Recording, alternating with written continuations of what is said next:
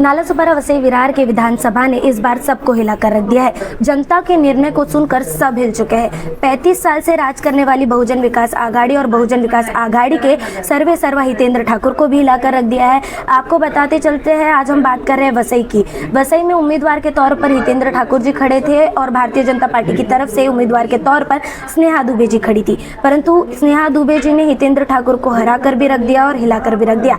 नमस्कार, मैं भावना राठौड़ और स्वागत करती हूँ आपका खबरों का खुलासा में। आज हम बात करने वाले हैं वसई की नई विधायक स्नेहा दुबे जी से, जिन्होंने एक ऐतिहासिक जीत जीती है। आज हम उनसे बातचीत करेंगे, उनकी रणनीतियां जानेंगे और उनका क्या कुछ कहना है इस जीत पर, ये भी जानेंगे। तो आइए शुरू करते हैं। सबसे पहले मैं आपको बहुत बहुत बधाई देना चाहती हूँ कि आप जीत चुके हैं और आपका स्वागत भी करते हो अपने चैनल पर। Thank you. मैं जानना चाहूंगी आपसे कि आप ये जो जीत जीती है, व्यक्तिगत रूप से और राजनीतिक रूप से आपको कितना महत्वपूर्ण है आपके लिए ये जीत? ये जो जीत मिली है ये व्यक्तिगत रूप से ज़्यादा वसई के लिए बहुत महत्वपूर्ण है।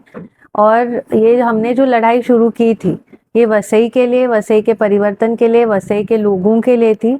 और ये मैंने नहीं लड़ाई शुरू की थी, तो ये वसई के लोगों ने ही लड़ाई शुरू की थी। और इस लड़ाई में वसई के लोग, सामान्य लोग उतरे थे, जिन्होंने काम किया, दिन रात काम किया। महायुति के हर एक कार्यकर्ता ने काम किया और इतने सारे लोग थे कि जिनको मैं जानती भी नहीं हूँ, उन्होंने आके सामने से उत्स्फूर्तरीत्या काम किया है। बहुत सारी संस्थाएं, संगठनाएं इसमें शामिल हुई है इस लड़ाई में। और ये एक इतिहास रचा गया है वसई में, परिवर्तन का इतिहास रचा गया है। तो वसई के आने वाले भविष्य के लिए ये जीत बहुत ज़्यादा महत्वपूर्ण है। और मेरे व्यक्तिगत रूप से भी, क्योंकि ये वसई में मैं बचपन से बड़ी हुई हूँ, मेरा पूरा बचपन वसई में गया है और वसई की सारी समस्याएं मैं देखती आई हूँ, मैंने खुद अनुभव किया है बचपन से। तो इसमें वसई की सेवा करने का मौका मुझे मिलना ये बहुत बड़ी सौभाग्य की बात है। तो ये जीत मेरे व्यक्तिगत रूप में भी मेरे लिए बहुत महत्वपूर्ण है।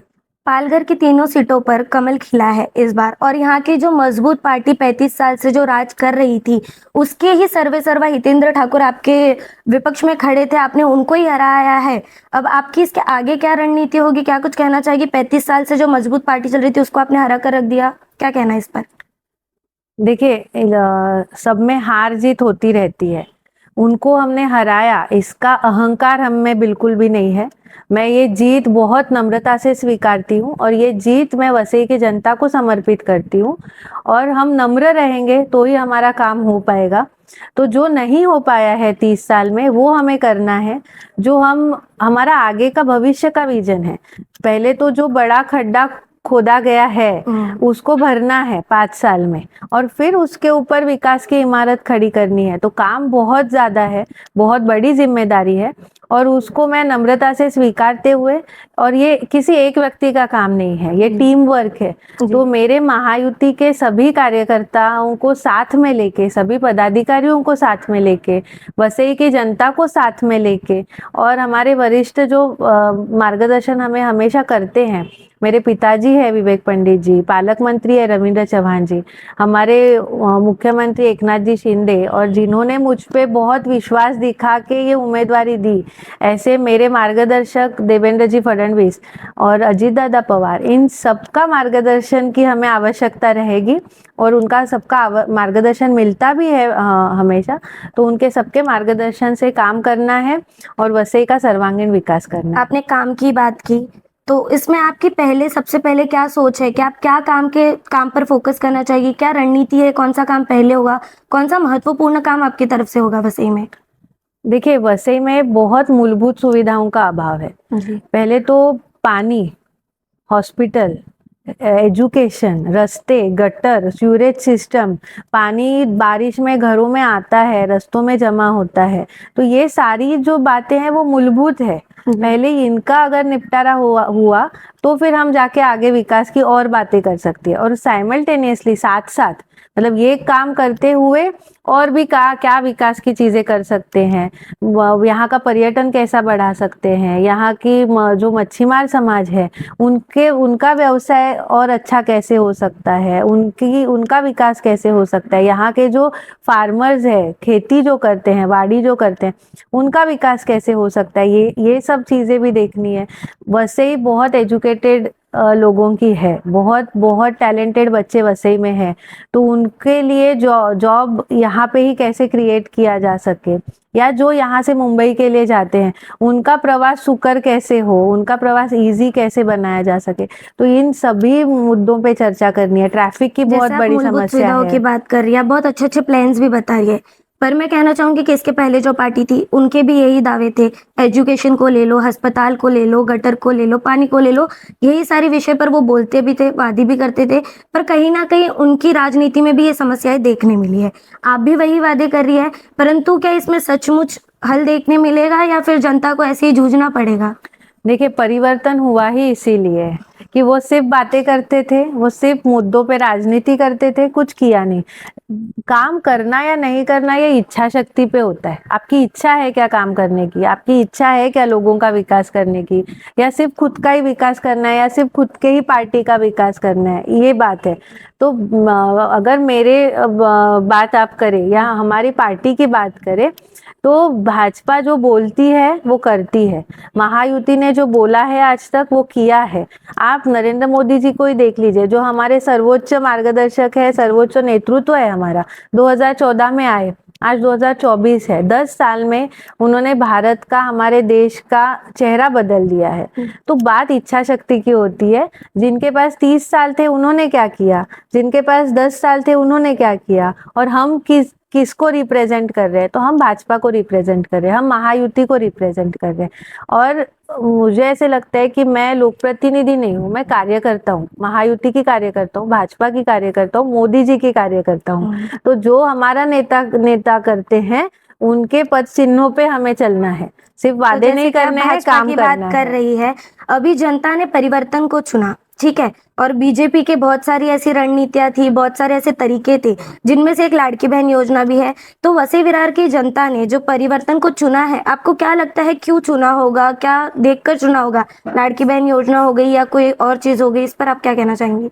दो चीजें हैं इस परिवर्तन की। एक तो निराशा, जो 30 साल नहीं हुआ उस चीज के निराशा और चिढ़ कि अभी तक नहीं हुआ, अभी आगे तो नहीं हो सकता है और अभी बदलाव चाहिए। दूसरी बात, महायुति जो अच्छा कर रही है, नरेंद्र मोदी जी जो अच्छे स्कीम्स ला रहे हैं, योजना ला रहे हैं, उनका काम देख के, पूरे देश भर का उनका काम देख के, और महाराष्ट्र में एकनाथ जी शिंदे, देवेंद्र जी फडणवीस और अजीत दादा पवार जी के नेतृत्व में जो विकास काम हो रहे हैं, उनको देख के एक लोगों के मन में एक आशा होती है कि इन्होंने अभी तक अच्छा काम किया है, इन्होंने वादे पूरे किए हैं।